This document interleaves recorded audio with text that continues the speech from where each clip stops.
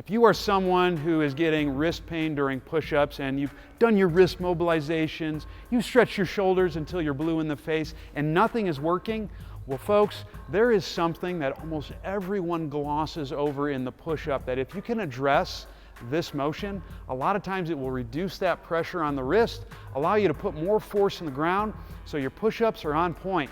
And the solution might be as simple as getting some Post-it notes. In order to figure out how a stack of Post-it notes could help reduce your wrist pain on a push-up, we first have to look at the movement demands of a push-up. And here's what we got. To do a push-up, you have to be able to get your body into the following ranges of motion. The wrist must be an extension and slight radial deviation. The elbow is an extension and slight pronation. The shoulder is biased more towards internal rotation. The scapula is protracted or coming forward. There's going to be slight upper cervical extension with lower cervical flexion, so basically looking a few feet ahead. The chest ought to be parallel to the floor, and the lower rib cage must be in a more exhaled and backward position, so we shouldn't see a rib flare. As you can see, pretty much every portion of this position and activity is biased more towards internal rotation or pronation. Those are all basically one and the same thing. And if you can't coordinate or get your body into these positions, it's not uncommon to have increased pressure built up somewhere. And a lot of you wonderful folks, that could be in the back of your wrist. Now sure, you can address all of those particular areas, but there's one thing that most people are glossing over in this push-up position, and that is the posture of your hand. Much like in walking, when the foot has to supinate or develop an arch and flatten throughout the gait cycle, your hand has to do similar things when you are weight bearing in order to drive rotations throughout the extremity. And this is especially true when the wrist is in extension, like in the push-up. If you can't get your hand to basically flatten into position properly, what that will do is that will limit the full excursion of the wrist to move into extension, and then that's going to increase pressure buildup on the backside of the wrist. What has to happen at your hand? I'm glad you asked.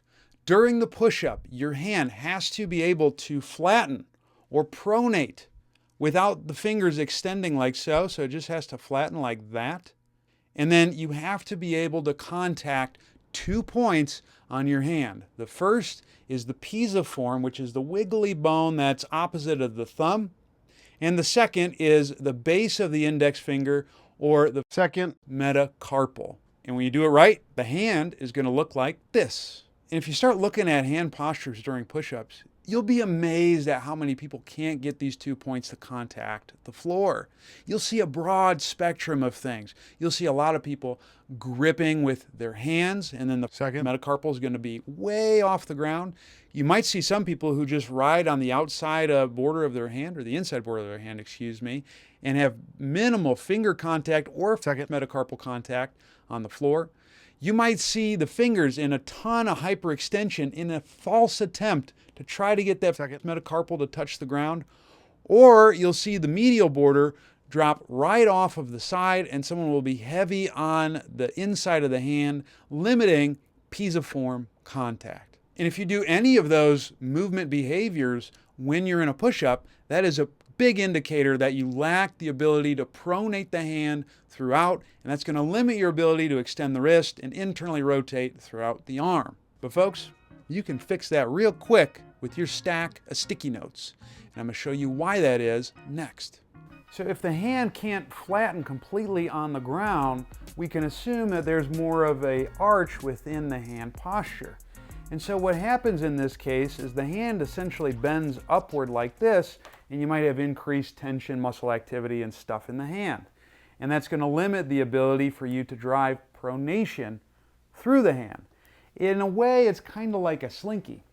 And so if I take this slinky and I bend it like that so it contacts the ground, you can see how high the arch of the slinky is.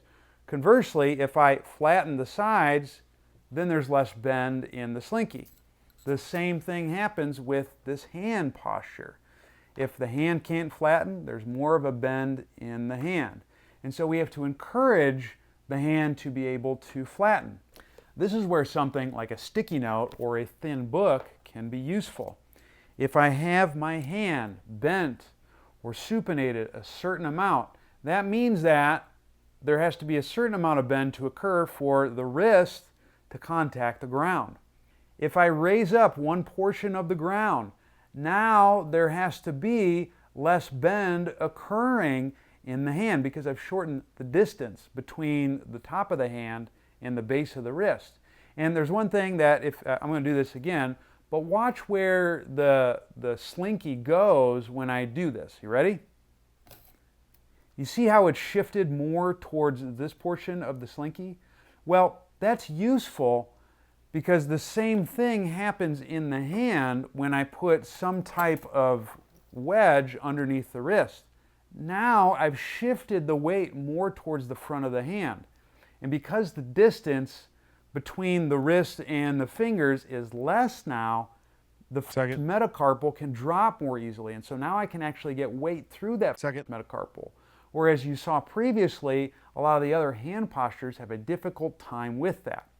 And so simply utilizing this and then driving activities that increase range of motion in the extremities can have a profound impact on how your wrist feels when you're doing push-up, as well as the amount of force you can put into the ground.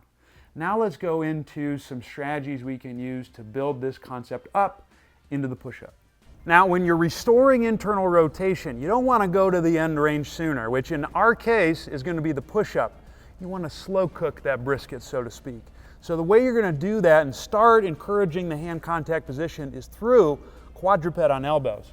So I got my two sticky notes right here. I'm going to put the base of my wrist on both of those sticky pads, and then I'm going to set up in quad on elbows. So for that, I want the elbows underneath the shoulders. I want the knees underneath the hips.